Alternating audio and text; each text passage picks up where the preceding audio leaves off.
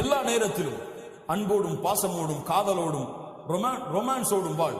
ஹலால் ஹலால், ரொமான்ஸ் ஹலால், காதலிப்பது ஹலால். யாரை? கல்லூரியில் படிக்கும் பொழுது கல்லூரியில் படிக்கக்கூடிய வாலிப பெண்ணை அல்ல, ஹராம்.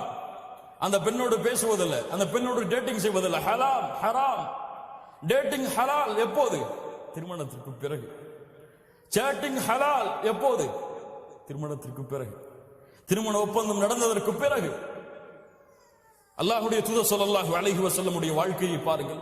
ஆயிஷா ரலியல்லாஹு அன்ஹா சொல்கிறார்கள், நானும் அல்லாஹ்வுடைய தூதரும் ஒரே பாத்திரத்திலே குளிப்போம். லா இலாஹ இல்லல்லாஹ்.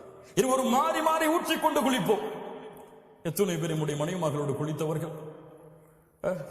லா இலாஹ இல்லல்லாஹ். திருமணம் முடிக்காத வாலிபர்கள் இருந்தால் கொஞ்சம் பொறுத்துக் கொள்ளுங்கள், அல்லாஹ்விடத்தில் பிரார்த்தனை செய்யுங்கள், கற்பனையில் மூழ்கி விடாதீர்கள். லா இலாஹ இல்லல்லாஹ்.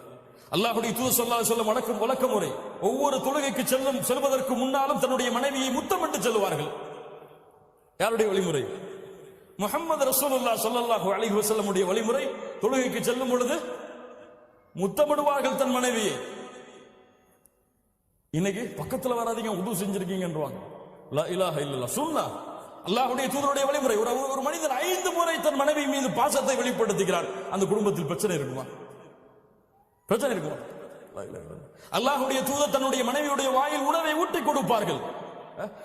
ஒரு நாளையில் ஒரு முறை உங்கள் மனைவிக்கு உணவை ஊட்டுவதை மறக்காதீர்கள், உங்கள் வாழ்க்கையில் பிரச்சனையா இருக்காதுங்க. அப்படித்தானே? உணவை ஊட்டும் பொழுது கோபத்தோட ஊட்டுவீங்க, வெறுப்போடைய ஊட்டுவீங்க. ஒருக்க எல்லா கவலையும் மறந்து ஒரு உணவை ஊட்டுவோம்னு ஊட்டுங்க, அல்லாஹ் உங்களுக்கு அதை கொண்டே உங்களுடைய வாழ்க்கையை சந்தோஷமாக்கிடுவான், மகிழ்ச்சியாக்கிடுவான்.